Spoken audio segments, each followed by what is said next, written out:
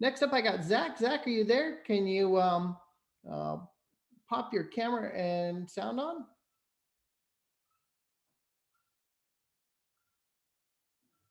I see him in the queue waiting.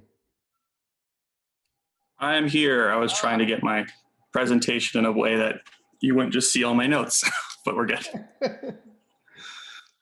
Awesome. Well, here's another amazing partner we had on this project that has really done some cornerstone pioneering work in this field. So I'm going to hand it off to Zach.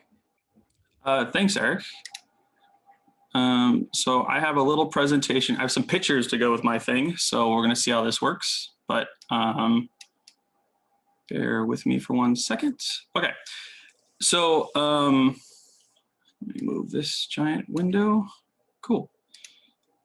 So hi, everyone. My name is Zach Alexander. I'm the co-CEO at Lux Machina Consulting. Before I start, I want to address the elephant in the room. That is a pre-COVID picture of me. So you can tell that things have changed a little bit. I don't wear collared shirts as much. So just bear with me on that. But the thing I'm going to talk about today a little bit is the path that Lux Machina has taken in terms of our trip through virtual production.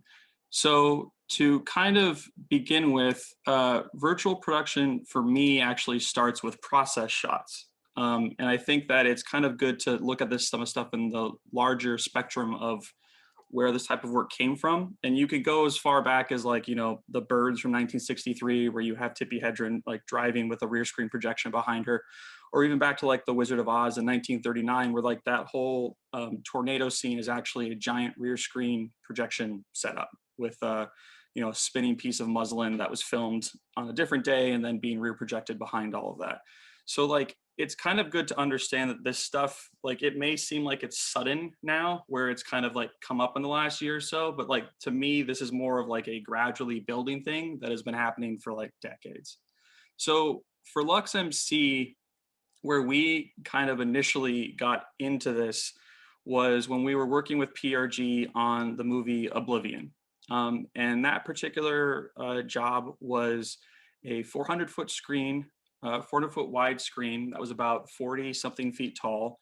And it had 21 20K projectors doing like playback for the whole thing. In the picture here, you can actually kind of see that these little mirrors that are actually reflecting the projector so they can get a little bit more throw out of them.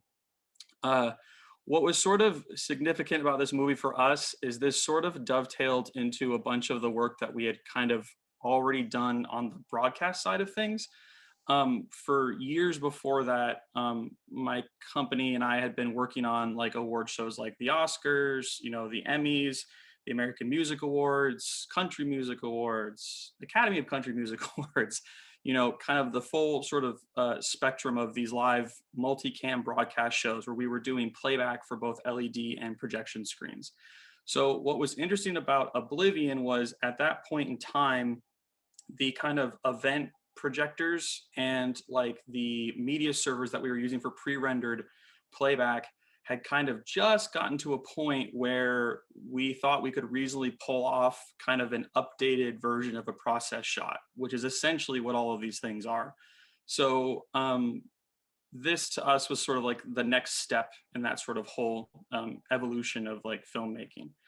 Kind of going past Oblivion into two kind of movies that kind of stand out for me was the work we did on Solo, A Star Wars Story, and the soon to be released Top Gun Maverick. So starting with Solo, what was interesting about that one is that was the first project where we were actually generating LUTs or lookup tables for the camera that matched the display device. So what I kind of mean by that is we had a color scientist from ILM come to the volume once we had erected the whole thing and sort of balanced out our projectors.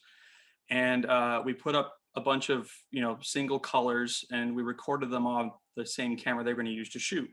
And then from that, the color scientist generated a LUT, which we loaded into the playback device.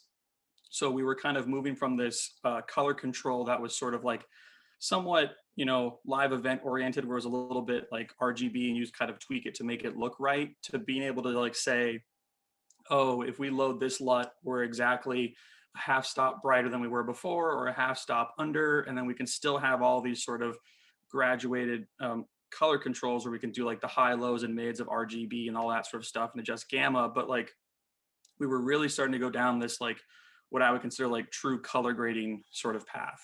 The other thing that was kind of a big thing for us on Solo was we really expanded our kind of show control integration.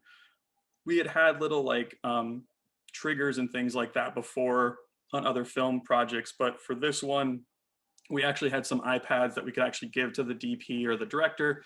And you know, if you were inside like the Millennium Falcon, you could hit a button and it would actually trigger like blasters like coming in from the sides that were simultaneously, you know, being emitted by the video, but then some of them tied into actual lighting elements as well.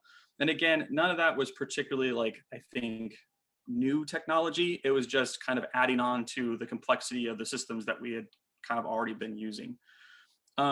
Top Gun Maverick's interesting because all of that jet footage you see, completely real.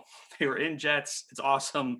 It was crazy stuff. But the part that we got involved in was for this control tower that was in San Diego. And it's actually on a military base, so they couldn't just like close the base to shoot in the thing. So there's a bunch of shots in the movie where the interiors of this particular tower, it's actually a similar projection screen as we had on like Solo or Oblivion in some respect.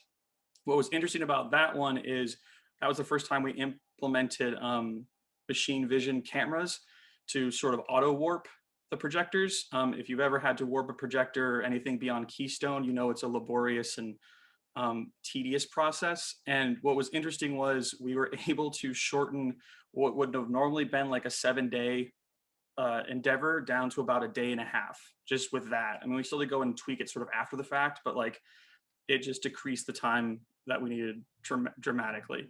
The other thing that was interesting about both these shows is that we were using ultra wide lens laser projectors as opposed to something with a more traditional bulb like from Oblivion. And the starkest kind of contrast in terms of the difference between that and what we'd used before was definitely apparent on Solo, where we were actually using a only 11 projectors to do the same amount of coverage that we needed 21 for, you know, just a couple of years, like 5 years prior. So that was a kind of a huge advancement for us. Though that kind of work then brought us into the Mandalorian, which for us, the big thing is obviously the UE4 integration. And what that really bought us was real-time rendering, full camera tracking implementation, and then a host of new tools for set extension and like blending the reality with like the background, that sort of thing. The two big challenges for us on that particular project was the scaling that we had to do, because the native resolution was, I think, 7 4K outputs. And then because this was all sort of being prototyped in real time while the shoot was going, there were only really 4K outputs to work with. So we have to scale it in sort of a controlled way to make sure we were filling pixel space, but still maintaining as much fidelity as we could. The other thing too we were dealing with was how to basically sync a bunch of game engines together in a way that was beyond what they had originally been designed for. And like, sure, there's like genlock cards and stuff like that, but just that whole process of incorporating that with the camera department and then the LED themselves was sort of a huge endeavor that definitely complicated things, but ultimately successful.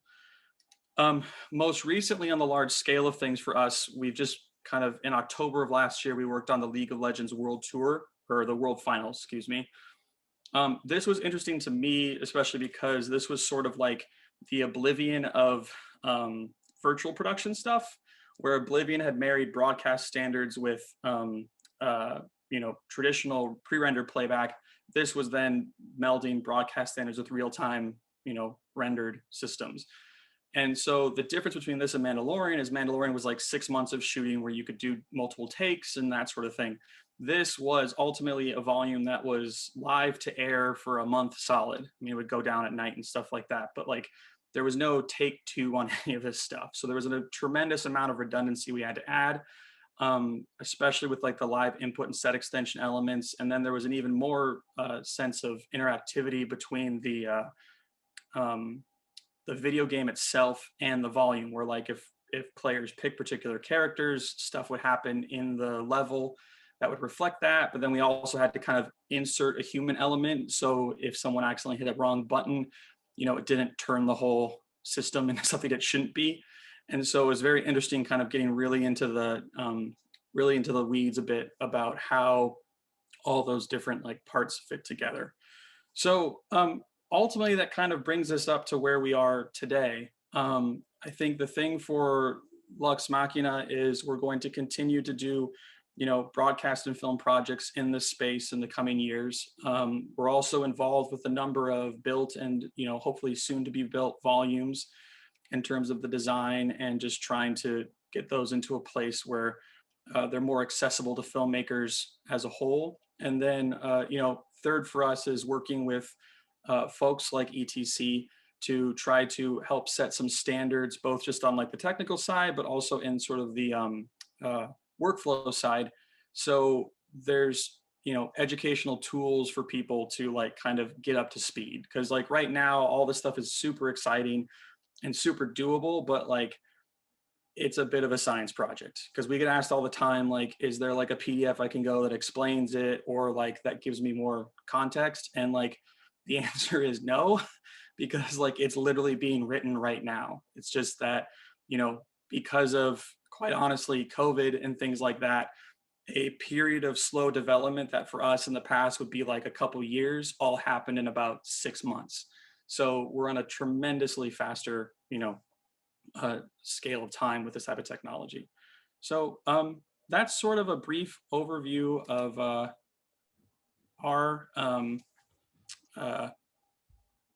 kind of journey to this right now. But thank you very much, Eric, for allowing us to share. Thank you so much, Zach. I mean, it's really amazing to see how things have evolved. And I think that it's really great that you point out that this isn't an exact science quite yet. This is more of an art, a very mathematically oriented art. Yes. So that's really fascinating. Again, thank you so much, Zach. I really appreciate you being here. No problem. Thanks.